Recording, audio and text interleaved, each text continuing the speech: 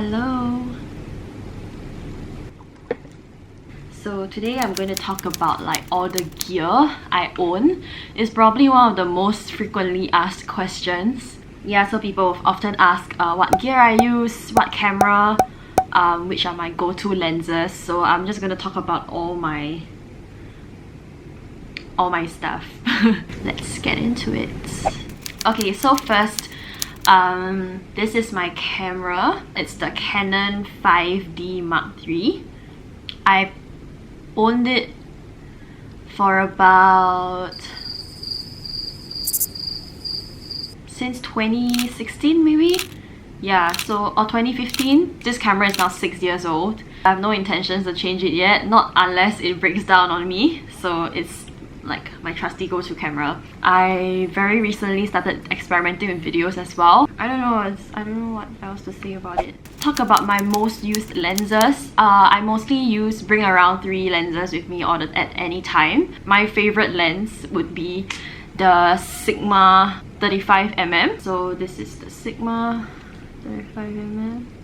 The aperture goes all the way to 1.4, f1.4, so it really gives like the whole creamy vibe.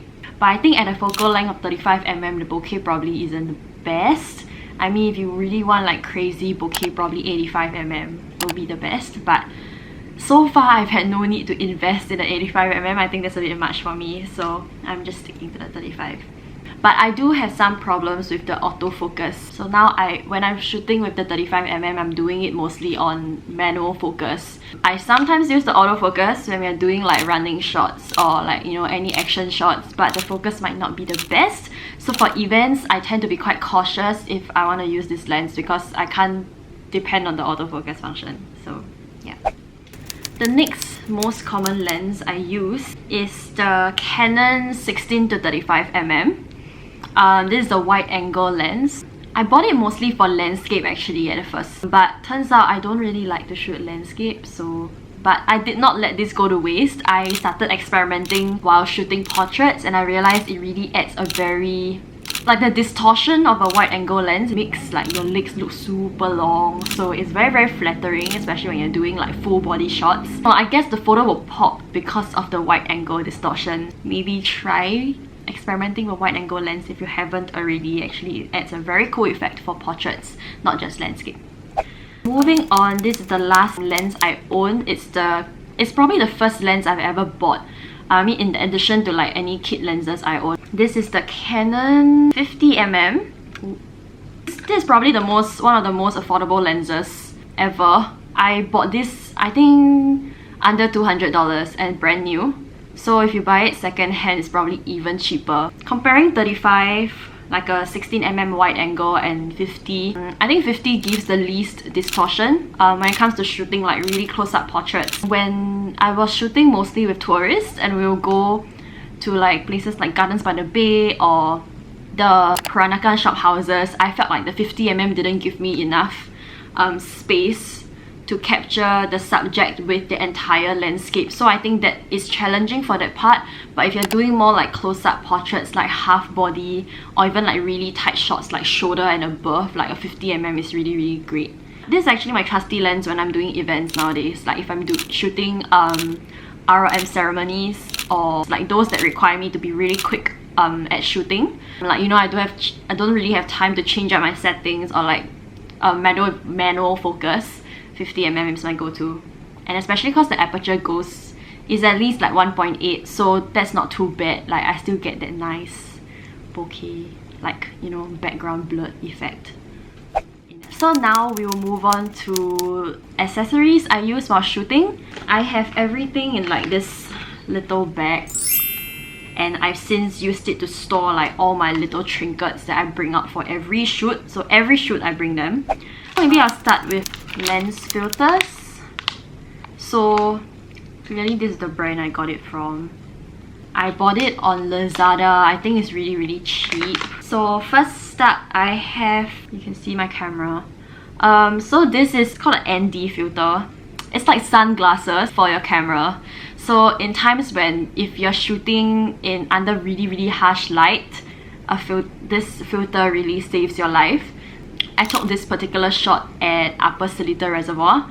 I think we were there about 10 AM. The sun was crazy. I think the diffusers helped to like balance everything out, so not every shot was overexposed. I wouldn't be able to maintain it at an aperture of like, I think 1.8 or 2 while still shooting under that kind of harsh light. And another filter I have, you would see being used in most of my sunset like backlit shots on my Instagram, would be a star filter. Basically what this filter does is it creates a star effect for like your light sources, which is really cool. The one I use most commonly is the 4-point star filter. 4 points, which means it's a cross, so like 4 points. There is the 8-point one, which is basically double, and then a 6-point one also. But I personally just like the 4-point because I think when I'm shooting backlit shots, just because it's a cross, it doesn't really go over the subject's face as much as if I were to use like 8-point or 6-point. But I think those might be good if you're doing street photography, especially nighttime. I think it will look really cool with street lights. I've talked about these on my TikTok live video. Yeah, I shoot with like a bunch of stuff that I like to use in front of my lens. So for example, if I'm shooting with the prism, I recently dropped it as well, so you can see it's like chipped. How I usually use this is in front of my lens. So if I'm shooting this way, I'll just put it at the side, at the corners. It's mostly to create like a really cool light effect at the corner of the photo. But where it comes in handy is also when you're trying to block out certain things in the background or foreground that you don't really want to see in the final photo. And I'm a huge believer of like trying to avoid Photoshop work as much as I can. Firstly, because I suck at Photoshop. And secondly, because it's just a waste of time. Like if I could solve it with a prism in front of my lens while I'm shooting. I've taken brand photos, like product photos with the help of a prism also, just to create like a cool like light flare. So I usually put it in front of a light source and you just reflect like really cool like light patterns. Another prism I have is this. It's a triangle prism. There's like a little color plate as well, so I think at certain angles it just creates a really cool color at the corner. This one I find a bit more challenging to use just because it just looks very, I think because it's so straight, it's like a proper rectangle object by the side of the lens. It just doesn't look as artsy, kind of looks artificial because of how straight the line is. These are the two prisms I own. I got them on Lazada as well. I think if you just Google or like you just search prism, crystal prism photography or something, whatever platform you use. And then last, which is also my favorite and probably the cheapest item you can use in front of your lens to create like foggy effect, is a plastic bag.